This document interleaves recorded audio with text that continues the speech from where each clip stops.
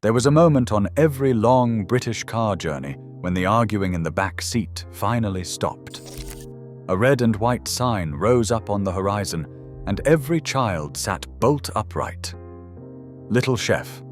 For decades, that roadside cabin with its cheerful, rotund mascot was the reward at the end of the motorway slog, the promise of chips, a fizzy drink, and a lolly before the long haul home. These are the 25 forgotten meals that fueled a nation's family holidays. How many did you order? Let's begin the countdown with number 25. Number 25.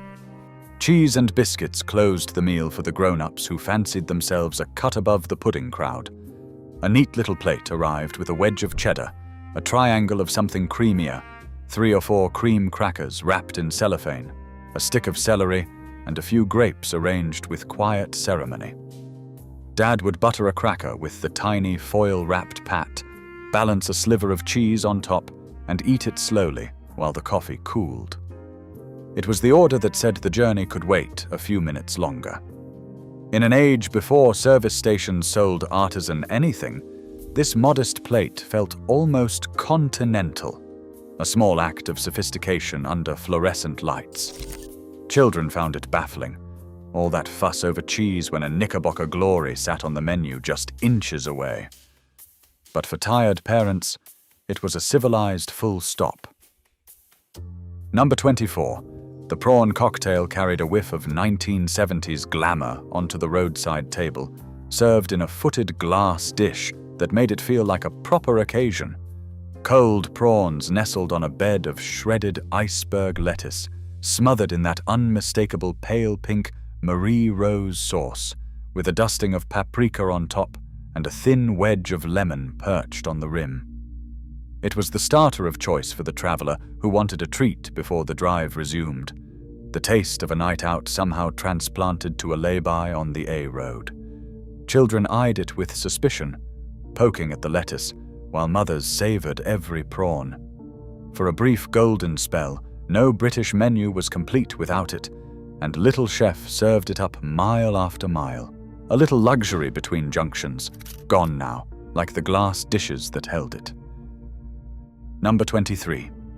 Cream of tomato soup was the order for grey afternoons when the rain lashed the windows and the car park shimmered with puddles. It arrived steaming in a shallow bowl, that deep orange red only a tin could produce, with a bread roll and a curl of butter on the side. Children dunked the roll until it collapsed. Mothers warmed cold hands around the bowl, and the windows fogged with condensation as the family thawed out. It cost next to nothing and asked nothing of anyone, yet on a bleak drive north it felt like a rescue. The smell of it, sweet and faintly metallic, mingled with the coffee and the frying from the kitchen. Simple, cheap, and endlessly comforting, tomato soup was the quiet hero of the winter journey, the bowl that made the miles ahead seem a little less daunting. Number 22. The Plowman's lunch promised a taste of the countryside to people who had never held a plow in their lives. A generous wedge of cheddar sat beside a crusty bread roll, a heap of Branston pickle, a pickled onion or two, a handful of salad, and a pat of butter. It was the honest, no-nonsense order, the one that filled you up without troubling the fryer, and it appealed to those who wanted something cold and simple on a warm day. The pickle stained everything a rich brown, the onion made your eyes water, and the cheese crumbled onto the plate. It felt rustic and wholesome, even under strip lighting beside a dual carriageway. For all its invented tradition, the Plowman's was a reliable friend on the road, a plate that never let you down and never tried too hard. Number 21. The jacket potato was the dependable order that could be dressed up any way you liked. A great fluffy potato arrived, split down the middle, its skin crisped from the oven, a knob of butter melting into the steaming flesh. Cheese and beans was the classic, the orange sauce pooling around the base, but tuna mayonnaise or coleslaw tempted the more adventurous. It was filling, cheap, and vaguely virtuous, the order parents chose when they felt the children needed something more substantial than chips. You attacked it with a fork, mashing the butter through, scooping cheese from the corners. On a long day of driving, it sat warm and heavy in the stomach, exactly what a body needed before another 2 hours on the motorway. Humble and unglamorous, the jacket potato quietly fed thousands of families year after year. Number 20. The cheese omelette and chips was the light lunch of choice for the driver who wanted something quick before pressing on. Folded golden and glistening, the omelette oozed melted cheese at the edges, served with a mound of chips and a garnish of tomato and cress that nobody ever ate. It cooked fast, it sat well, and it didn't send you to sleep the way a heavier plate might. Mothers ordered it when they wanted to keep an eye on the clock, forking up chips while calculating how far there was still to go. It was unfussy, honest food, the kind of thing you could rustle up at home, which was precisely its appeal on the road. No surprises, no waiting, just eggs and chips and the reassurance of a warm meal before the family piled back into the car. Number 19. Beans on toast was the safe harbor for the fussy child who refused everything else on the menu. 2 slices of toast, buttered and slightly soggy at the center, buried under a ladleful of baked beans, the whole thing radiating a comforting orange glow. It was the order that ended the standoff, the meal a parent chose in desperation when a tired 6-year-old declared they weren't hungry, then ate the lot in 90 seconds. Cheap, quick, and utterly familiar, it tasted the same on the A1 as it did at home on a Saturday night, and that sameness was the whole point. There was no adventure in beans on toast, and children on a long, strange journey wanted no adventure. They wanted the one thing they knew, and Little Chef, understanding families better than most, always kept it on the menu. Number 18. The bacon bap was breakfast on the move, the order grabbed on the way out when there wasn't time to sit.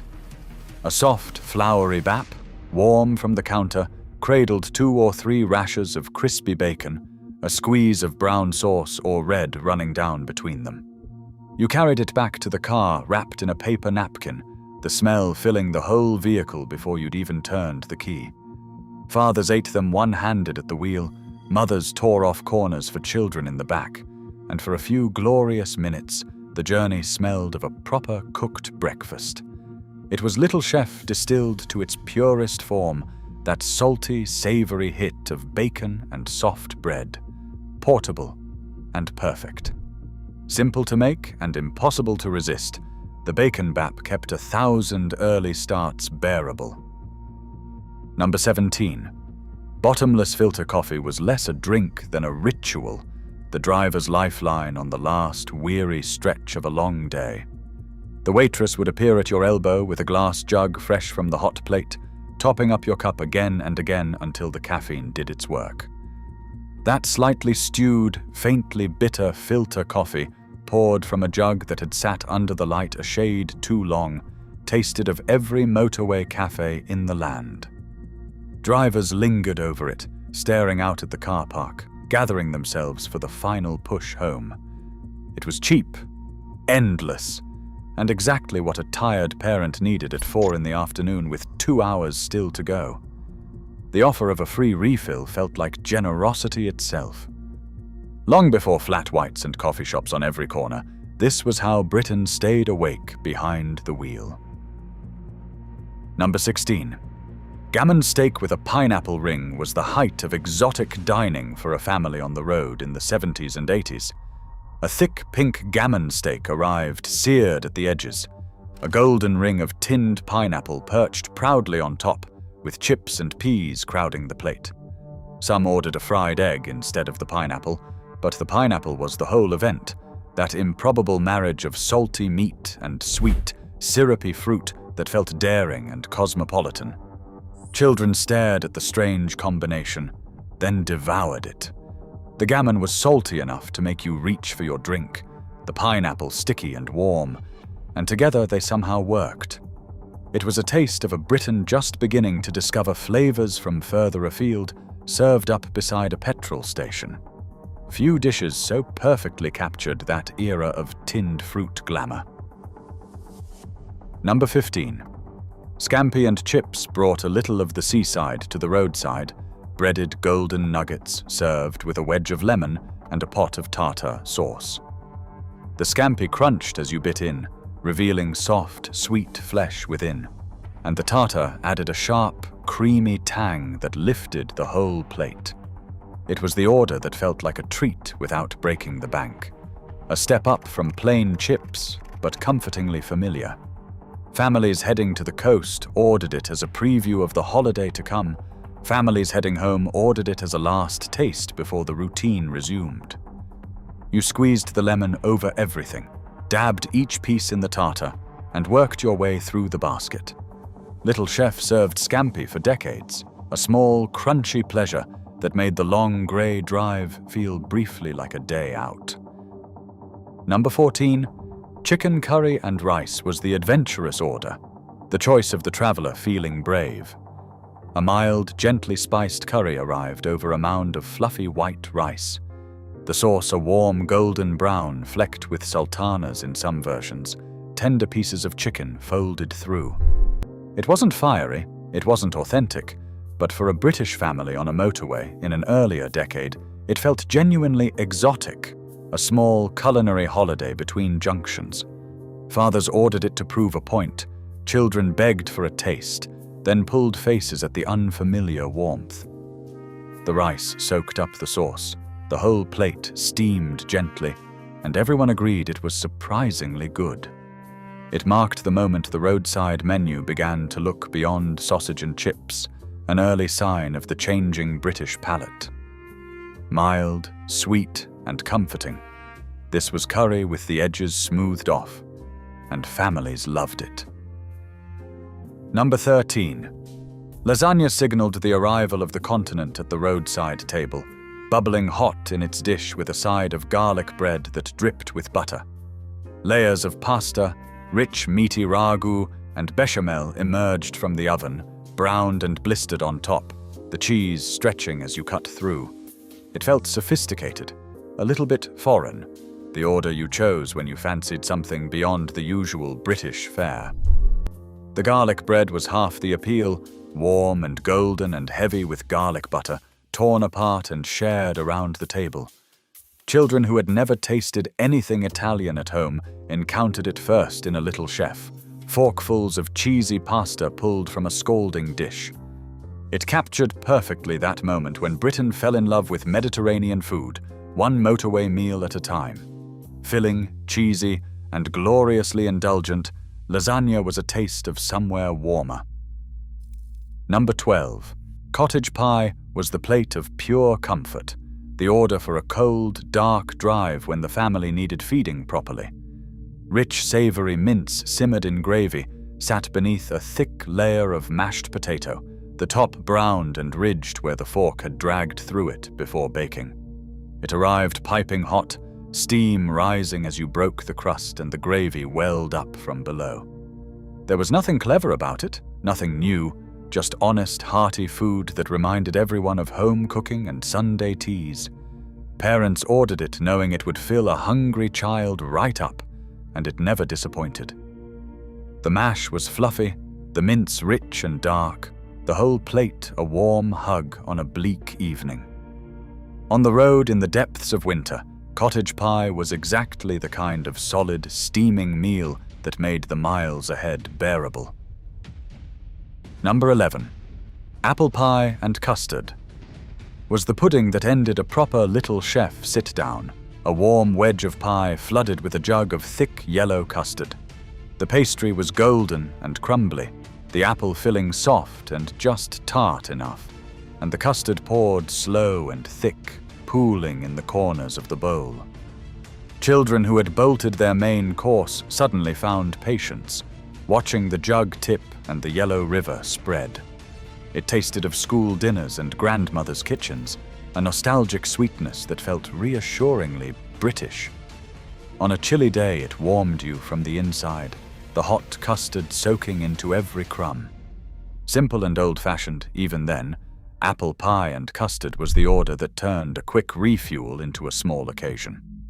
Few things said the journey was going well, quite like the sight of that steaming bowl arriving at the table. Number 10. The mixed grill was the feast, the blowout order for the hungry driver who had earned a proper meal. It arrived on a groaning plate, a sausage, a rasher or two of bacon, a fried egg, a small steak, sometimes a lamb chop or a piece of kidney, a grilled tomato, mushrooms, and a heap of chips crowding every last inch. Working through it took time, and the family would sit and wait, picking at their own plates while he demolished the lot. Every element brought its own flavor, the whole thing a celebration of grilled and fried indulgence. Nobody ate a mixed grill and left hungry.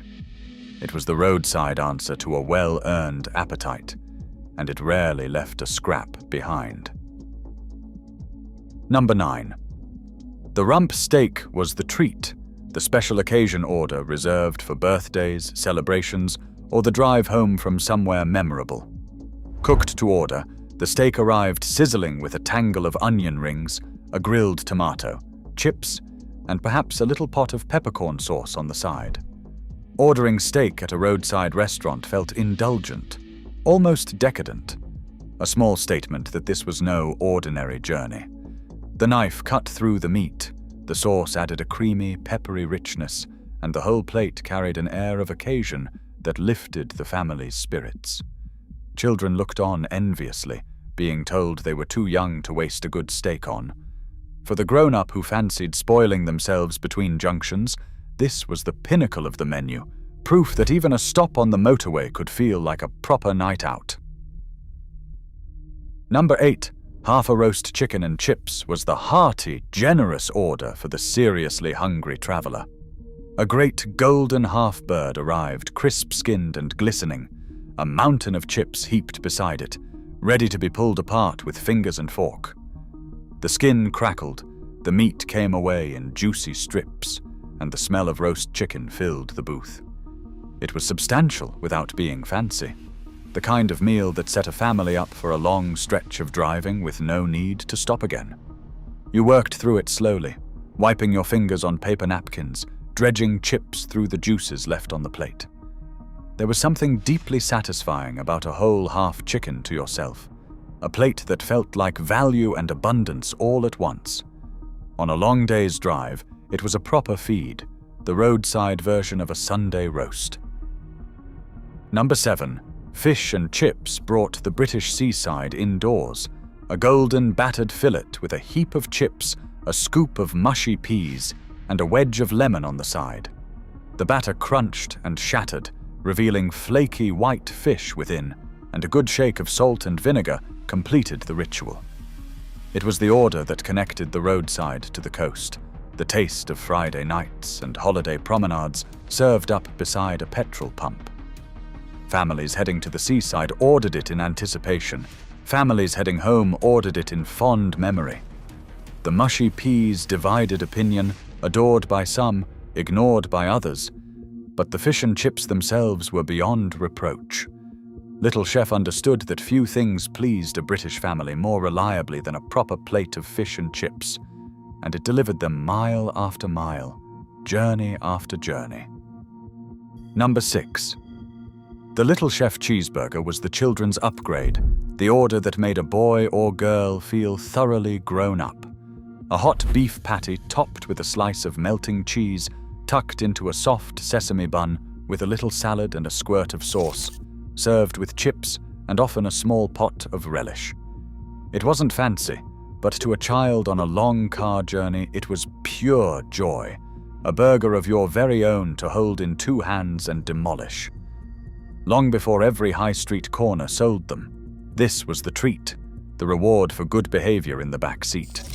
The cheese oozed, the bun squashed satisfyingly, and the chips vanished first as always. For a generation of children, the Little Chef cheeseburger was the highlight of the whole trip, the thing they begged their parents to stop for. Number 5. Sausage, egg, and chips was the timeless classic, the order that never went out of fashion and never disappointed. 2 plump sausages, a fried egg with a runny golden yolk, and a generous pile of chips with a splodge of brown or red sauce on the side.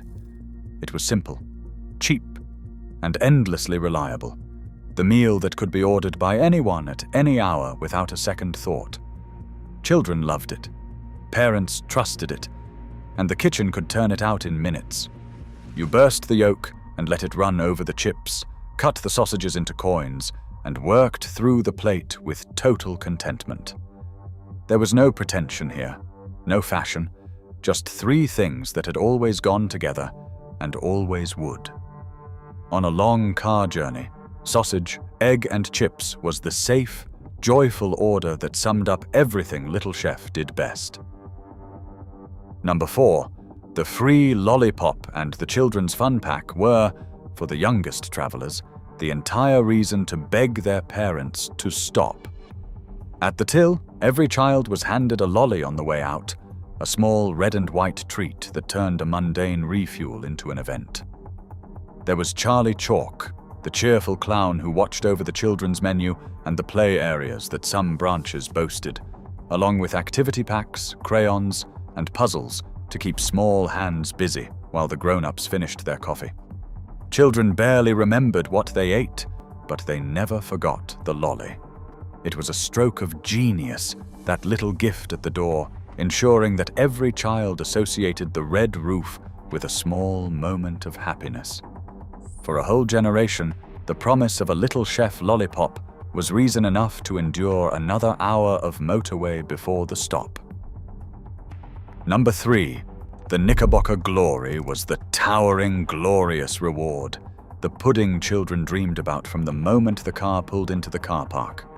Served in a tall glass with a spoon long enough to reach the bottom, it layered ice cream, tinned fruit, jelly, syrup, and squirty cream into a wobbling monument of indulgence, a glace cherry perched triumphantly on top. Reaching that cherry took real dedication, digging down through the strata, chasing melting ice cream up the sides of the glass. It was the treat that made all the hours in the back seat worthwhile, the order that turned a stop into a celebration. Parents watched their children work through it with a mixture of pride and concern, knowing the sugar rush would fuel the next 100 miles. Extravagant, colorful, and utterly magnificent, the Knickerbocker Glory was the pudding that defined childhood journeys. Number 2, the Jubilee pancakes arrived like a revelation, a stack of soft American-style pancakes crowned with crispy bacon and drizzled with maple syrup, introduced to mark the Queen's Silver Jubilee and never forgotten. That combination of sweet and salty, fluffy pancake and smoky bacon soaked in syrup was unlike anything most British families had tasted before, and it turned heads the length of the country. Children who had only ever known pancakes with lemon and sugar on Shrove Tuesday encountered something thrillingly new, syrup running down into the bacon, every forkful a mix of flavors. It became a signature, the order people specifically stopped for. A small taste of America served up on a British A-road. Long before brunch culture arrived, Little Chef was serving pancakes and bacon to astonished families. For many, the Jubilee pancakes remain the single most vivid memory of the whole Little Chef experience. And finally, in first place, the Olympic breakfast crowned the menu as the undisputed king of the roadside table, the meal that became synonymous with the red roof itself.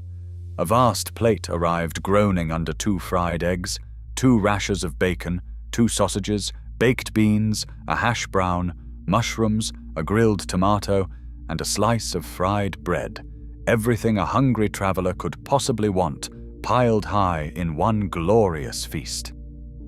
It was breakfast served all day, the order that fueled early starts and rescued exhausted drivers at any hour. The plate that summed up everything families loved about stopping at a Little Chef. You worked through it methodically, bursting the yolks over the fried bread, saving the hash brown for last until every corner of the plate was wiped clean. The Olympic breakfast wasn't just a meal, it was the whole institution on a single plate, the reason generations of British families pulled off the motorway, and the taste that so many still remember with a pang of longing today. From cheese and biscuits to that mighty Olympic breakfast, these were the meals that turned a long, tedious drive into something a family looked forward to. The red roofs are mostly gone now, the lollipops handed out for the last time, but the memories linger on every A road in the land. Which one did your family always order? Let me know in the comments, and drive safely.